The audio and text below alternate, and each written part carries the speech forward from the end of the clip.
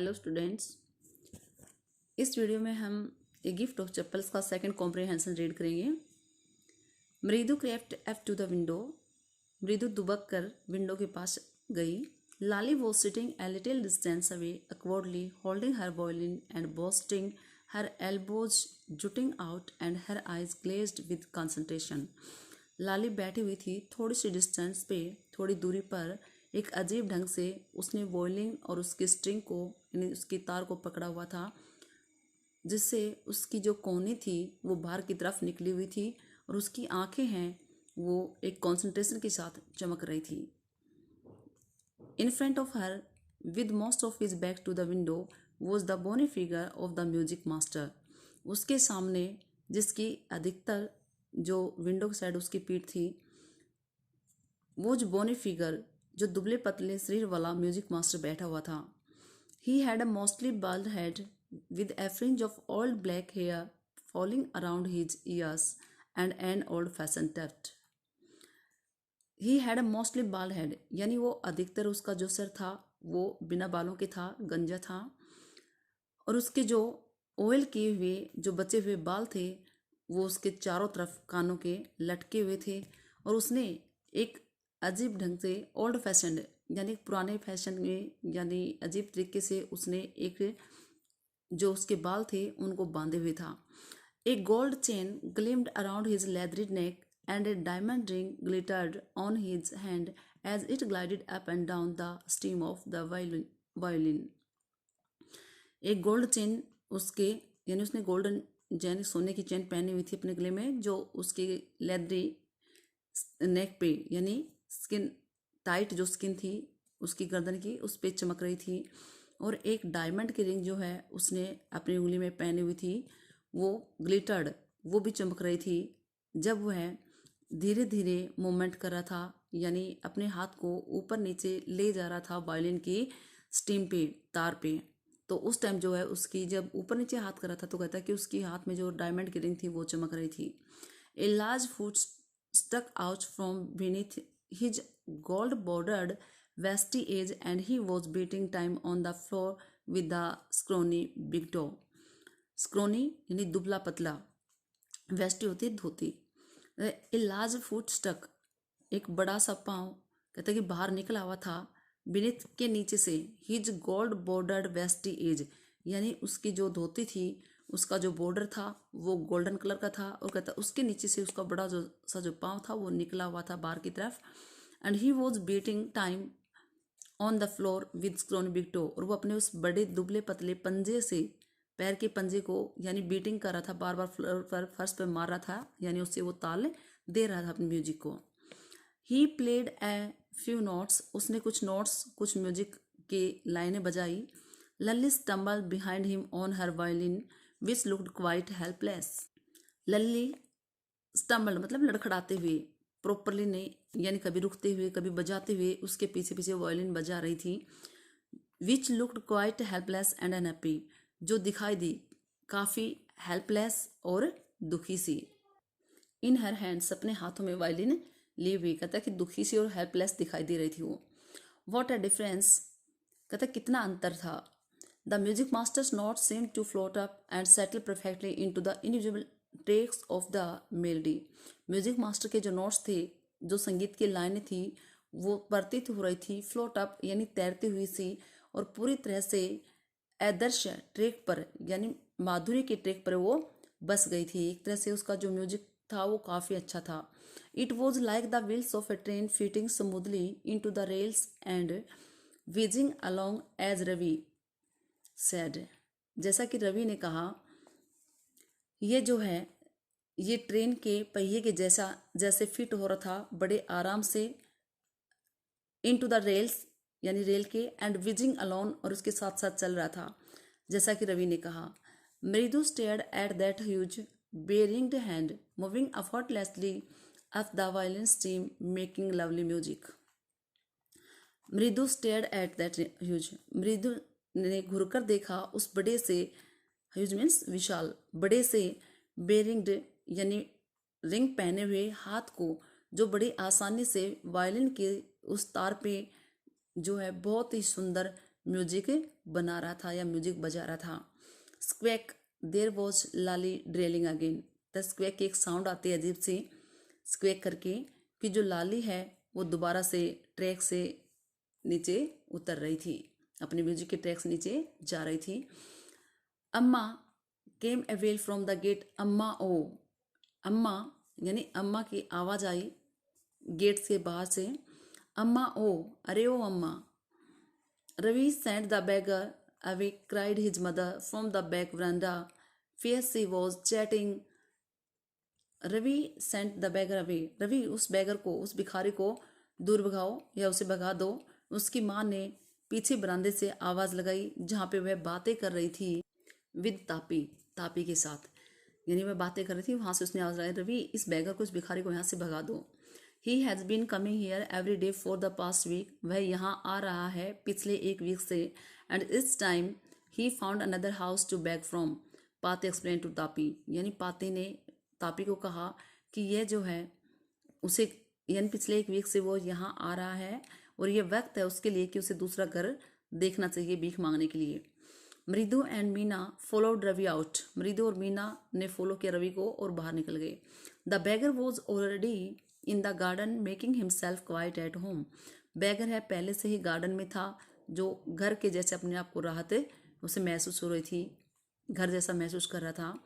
He had separated his upper cloth under the Neem tree and was leaning against it's trunk, apparently prepared to take a little snooze while he waited for the arms to appear.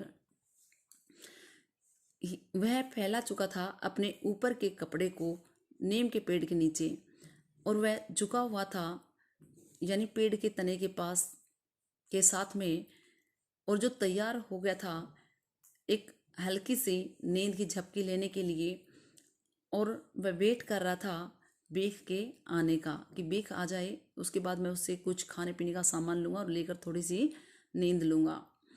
Go away said Ravi sternly, sternly एक नफरत के साथ या तीखे रूप से कहा, यहाँ से जाओ। My Paati says it's time you found another house to beg from, मेरी पाती कहती है कि यह आपके लिए समय है कि आपको दूसरा घर देखना चाहिए जहाँ से आप, यानी आम जो है वो मांस को, भीख मांस को। The beggar opened his eyes very wide and gazed at each of the children one by one. Beggar, भिखारी ने अपनी आंखें खोली वेरी वाइड, यानी अपने आंखों को चौड़ा करके देखा और फाड़ कर देखा और हर बच्चे को एक एक करके देखने लगा। The ladies of this house, he said at last in a voice of choked with feeling, यानी फीलिंग्स से कहता उसका जो गला है वो रुंध गया था, उससे थोड़ा रोना सा आ गया था, रुआंसा हो गया था उसका गला। उसने लास्ट में अपनी एक रुआंसी आवाज़ में कहा कि इस घर की जो औरतें हैं आर वेरी काइंड सोल्स, वो बहुत ही दयालु हैं। I have kept my body and soul together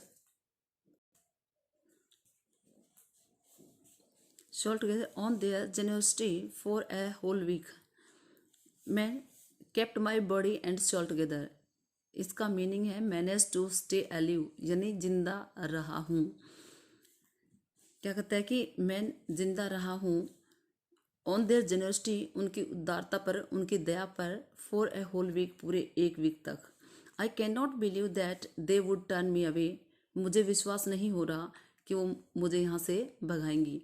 he raised his voice, उसने फिर अपनी आवाज़ को ऊंची करते हुए कहा, Amma Amma oh, said his well might be but it certainly wasn't feeble. फिर वो अम्मा अम्मा करके और तेज आवाज़ में बोलने लगा। उसकी आवाज़ जो थी, कहते वो दुखी था, लेकिन निश्चित रूप से उसकी आवाज़ वो कमज़ोर नहीं थी। Feeble means week.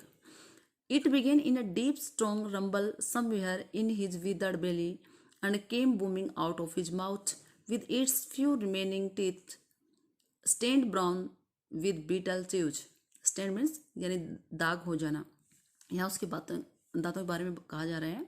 The it began in a deep, ये आवाज़ शुरू हुई, स्ट्रॉन्ग रंबल, एक मजबूत और गहराई से, कहीं से, इन हिज विदर्ड बेली, यानी उसके भूखे पेट से, उसका जो पेट है वो कहता है ड्राई बेली, विदर्ड ड्राई बेली, यानी मुरझाया हुआ था भूख से। एंड केम बूमिंग, और ये आवाज़ आई गूंजती हुई उसके मुंह से, with its few remaining teeth, और कहता है उसके कुछ बचे हुए जो टीथ थे उन पे दाग हो रखा था, यानी वो ब्राउन कलर के हो गए थे बीटल च्यूज, यानी पान चबाने से। Ravi tell him there is nothing left in the kitchen called Rukmini. Rukmini ने आवाज़ लगाई, रवि उसे बता दो कि किचन में कुछ भी नहीं है खाने के लिए। And he is not to come again, और वह दोबारा यहाँ ना आई। टेल हिम दैट, उसे ये बता दो। सी साउंडेड फेड अप, उसकी जो आवाज़ थी वो थकान वाली सी या थकी हुई आवाज़ में उसने कहा। Ravi didn't have to repeat it all to the beggar. What his mother said had been easy for them all to hear there under the neem tree. Ravi ने उस बात को रिपीट नहीं किया भिखारी से जो उसकी माँ ने उसे कहा था, क्यों had been easy for them to all here, क्योंकि ये आसान था सुनना उसके लिए नीम के वृक्ष के नीचे, यानी वहाँ जो है नीम के वृक्ष के नीचे वहाँ से आवाज़ वो बिल्कुल स्पष्ट थी, इसलिए रवि ने उस बात को दोबारा रिपीट नहीं किया। The beggar sat up and sighed, beggar है वो बैठ गया और गहरी सांस ली। I will go, he said wearily, उसने एक थकान भरी आवाज़ में कहा कि मैं चला जाऊंगा। Only let me have a rest here under this tree, केवल मुझे यहाँ इस वृक्ष के नीचे आराम करने दीजिए। The sun is so hot the tar has melted on the road, सूर्य है वो बहुत गर्म है, यानी बहुत गर्मी है, और जो टार यानी जो तारकोल है वो पिघल चुका है सड़क के ऊपर। My feet are already blistered, यानी मेरे ब्लिस्टर्ड छाले फफोले, मेरे पैरों में पहले से ही छाले हो रखे हैं। He stretched out his feet to show large pink peeling blisters on the soles of his bare feet, उसने अपने पैरों को बाहर निकाला दिखाने के लिए बड़े बड़े पिंक कलर के फफोले जो उसके पैरों के नंगे पैरों में हो रखे थे, वो उसने उनको दिखाया। I suppose he doesn't have the money to buy chappals, Mridu whisper to Meena Ravi, मृदु ने विस्पर मतलब धीरे से मीना और रवि को कहा, मुझे लगता है उसके पास पैसे नहीं हैं चप्पल खरीदने के लिए। Have you got an old pair in the house somewhere, क्या आपके पास कोई पुराना जोड़ा है चप्पलों का घर में कहीं पर, ऐसा जो है वो मृदु पूछती है। I don't know said Ravi, Ravi ने कहा मुझे नहीं पता। Mine are too small to fit his feet, और I would have given them to him, Ravi ने कहा मृदु से कि मेरे जो पैर हैं वो उसके पैरों से बहुत छोटे हैं तो उसको फिट नहीं आएंगी मेरी चप्पल। और I would have given them to him, अन्यथा मैं उसे दे चुका होता। And his feet were larger than Mridu's and Meena's, और उसके जो पैर थे वो मृदु और मीना से भी बड़े थे। The beggar was shaking out his upper cloth and tightening his dhoti, अब जो बैगर है वो चलने की तैयारी करने लगा, उसने अपने जो ऊपर का जो कपड़ा था उसको उसने सेकिंग आउट यानी झाड़ा और अपनी धोती को टाइट किया। He raised his eyes and looked fearfully at the road gleaming in the afternoon heat, उसने अपनी आंखों को ऊपर उठाया और देखा एक डर के साथ उस रोड को जो चमक रहा था दोपहर की गर्मी में, यानी उसने धूप में चमकते हुए उस रोड को देखा। He needs something on his feet, Meena said, her big eyes feeling, Meena ने कहा उसे आवश्यकता है उसके पैरों के लिए किसी चीज की। हर बिग आइज फीलिंग यानी उसकी बड़ी बड़ी आंखों में आंसू हैं। इट्स नॉट फेयर, यह सही नहीं है। सैड रवि, रवि ने उनको चुप कराते हुए कहा, I am thinking about it, मैं इसके बारे में सोच रहा हूँ। ब्लबरिंग यानी कराते हुए चिल्लाते हुए कहा, इट्स नॉट फेयर, यह सही नहीं है। इट्स नॉट फेयर, यह सही नहीं है। इजेंट गोइंग टू हेल्प, क्या हम उसकी हेल्प नहीं करने वाले हैं। इन 2 minutes he will be frying his feet on that road, कहता 2 ही मिनट में उसके जो पैर हैं वो फ्राई हो जाएंगे उस सड़क के ऊपर, वहाँ पे इतनी हीट है।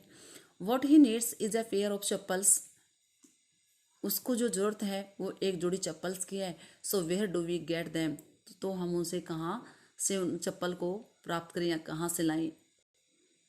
कम लेट सर्च द हाउस, क्या कहता है कि आओ घर में कहीं खोजते हैं, ढूंढते हैं। ही पुश्ड मृदु and Meena into the house, फिर उसने धक्का दिया मृदु और मीना को घर के अंदर। Just as she stepped into the verandah, Mridu's eyes fell on the odd looking chappals she had noticed when she arrived। जैसे ही उसने कदम रखा, यानी मृदु ने कदम रखा वरांडा के अंदर, तो उसकी नज़र उन पुरानी चप्पल्स पे पड़ी जो उसने देखी थी जब वह वहाँ आई थी, यानी उस घर में आई थी। रवि, सी विस्पर टू हिम, वह धीरे से बोली, रवि, हुज आर दोज, वो चप्पल हैं वो किसकी हैं। Ravi turned and glanced at the shabby looking but sturdy old slippers. Ravi मुड़ा और उसने एक नज़र डाली उन पुरानी चप्पल्स पे। वो पुरानी थी लेकिन मजबूत चप्पल थी। ही बीम्ड एंड नोडिड, उसका चेहरा जो है वो चमक उठा और उसने हाँ में सिर हिलाया। These are just the right size, ये बिल्कुल सही साइज की हैं। He said picking them up, उसने उनको उठाते हुए कहा। Mridu and Meena followed him nervously back into the garden. Meena और मृदु ने रवि का पीछा किया, नर्वसली यानी गंभीर रूप से गार्डन में वापस जाते हुए, यानी गार्डन में वो सभी वापस से चले गए। Here said Ravi to the beggar, Ravi ने भिखारी से कहा, ये लो।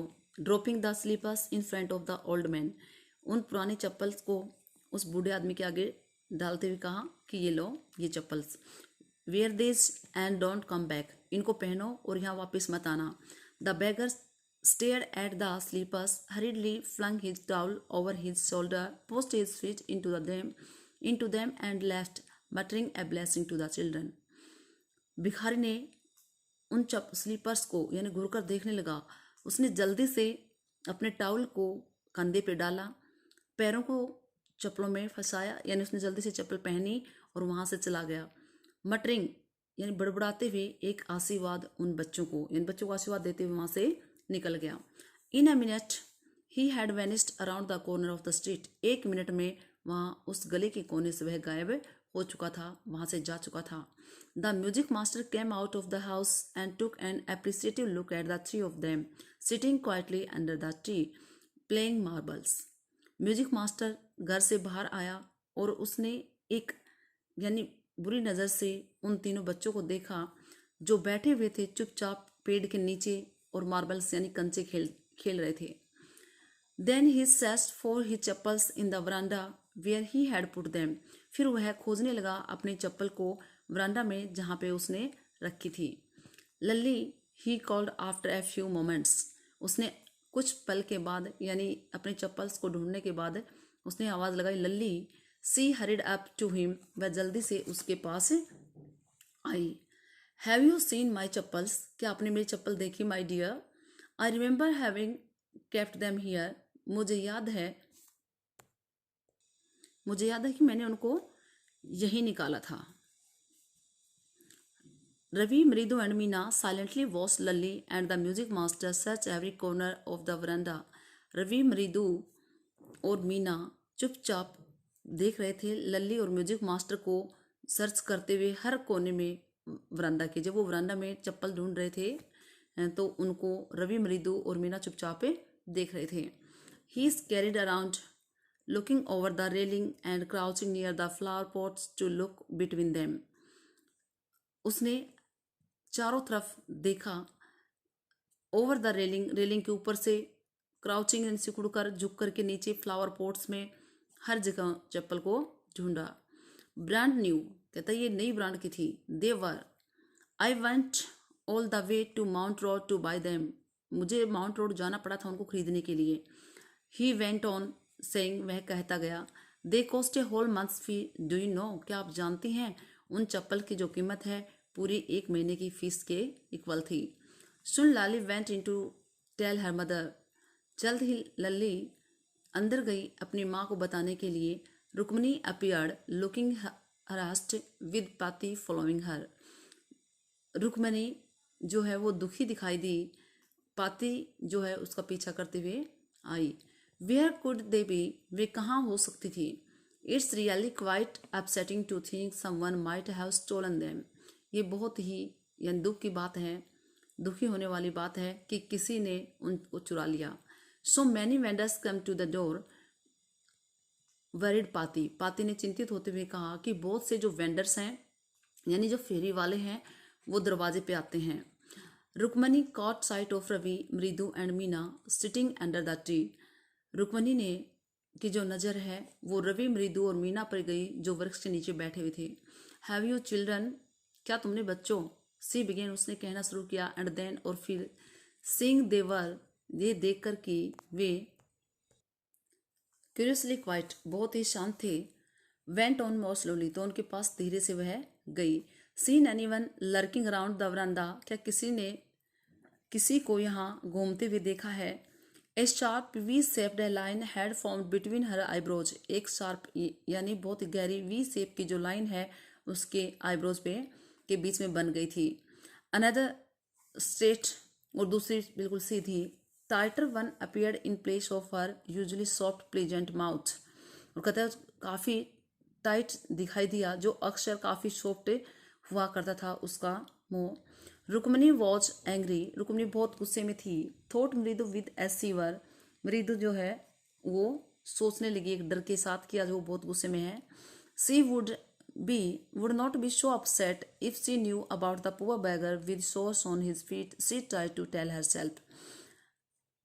अब जो मृदु है वो सोचने लगी कि वह जो रुक्मणी है वो इतनी दुखी नहीं होती, इतनी परेशान नहीं होती यदि वह जान जाती उस बेचारे भिखारी के छालों के बारे में जो उसके पैरों पे थे।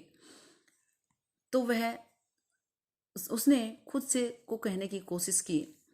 Taking a deep breath she cried, एक गहरी सांस लेते हुए वह चिल्लाई, Rukmini there was a beggar here, कि यहाँ पे एक भिखारी आया था। Poor thing he had such boils on his feet, और कहते बेचारा उसकी पैरों के ऊपर जो है वो छाले हो गए थे, उसके पैर जो है वो जले हुए थे। सो तो फिर मतलब तो फिर क्या करूं? Said Rukmini grimly turning to Ravi, Ravi की तरफ मुड़ते हुए रुक्मणी ने गुस्से में कहा, you give the music master chappals to that old beggar who turns up here, तुमने म्यूजिक मास्टर की जो चप्पल है उस भिखारी को दे दी, बूढ़े भिखारी को दे दी जो यहाँ आता है। चिल्ड्रन दिस डेज ग्रॉन्ड पाती, पाती जो है वो गुस्से में घुराती है और क्या कहती है? चिल्ड्रन दिस डेज, कहते हैं बच्चे भी ना आजकल के। Amma did you tell me about Karna who gave away everything he had, even his gold earrings, he was so kind and generous. अम्मा, क्या आपने मुझे नहीं बताया था करण के बारे में जिसने अपनी हर चीज़ दे दी थी जो उसके पास थी, यहाँ तक कि उसने अपने गोल्ड के जो इयररिंग्स थे वो भी दे दिए थे। वह कितना दयालु और उदार था। सिल्ली, मूर्ख, स्नैप्ड रुक्मणी, रुक्मणी ने गुस्सा करते हुए कहा, Karna didn't give away other people's things, he only gave away his own, Karna ने दूसरों की वस्तुएं नहीं दी थी, उसने केवल अपने ही खुद की चीजें दी थी। But my chappal shouldn't have fitted the beggars feet, लेकिन जो मेरी चप्पल है वो बैगर को फिट नहीं आती। रवि रस्ट ब्रेसली ऑन, रवि ने रूड होते हुए कहा, एंड अम्मा इफ दे डिड फिट, क्या वे फिर सही आती, would you really not have minded, तो क्या आप मुझे उनको वो चप्पल देने देती? आपको वास्तव में बुरा नहीं लगता? रवि सैड रुक्मणी, रुक्मणी ने कहा रवि वेरी एंग्री नाउ, जो अब बहुत गुस्से में थी, गो इनसाइड दिस मिनट, इस समय तुम अंदर जाओ।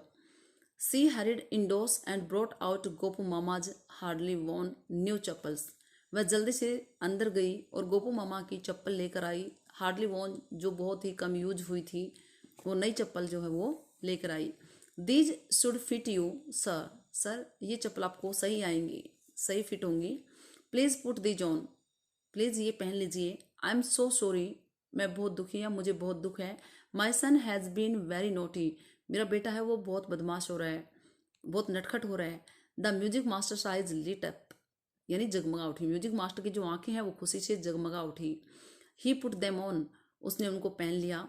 Trying not to look too happy, यानी वो चप्पल नहीं थी तो देखकर उसे खुशी हो रही थी, लेकिन वह उस खुशी को दिखाना नहीं चाहता था, इसलिए खुश जो था वो अपनी खुशी सबके सामने प्रकट नहीं करना चाहता था।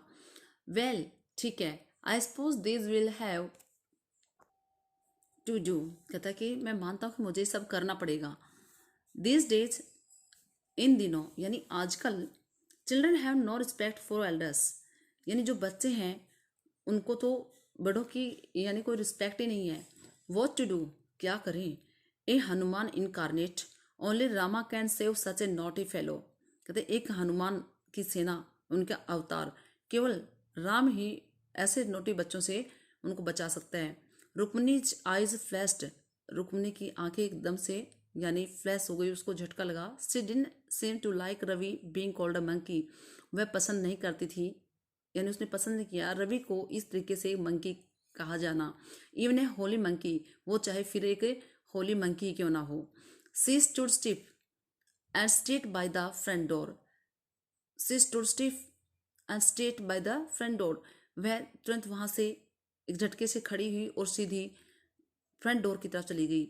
It was clear she wanted him to leave quickly, it was clear, इससे यह स्पष्ट हो गया था वह चाहती थी कि वह वहां जल्दी से चला जाए।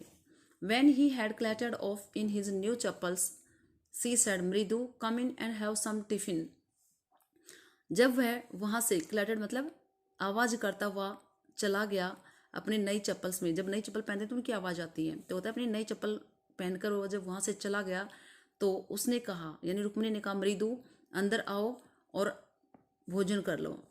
Honestly how do you children think of such things, कहते हैं ऑनेस्टली तुम जो बच्चे हैं ये क्या सोचते हो।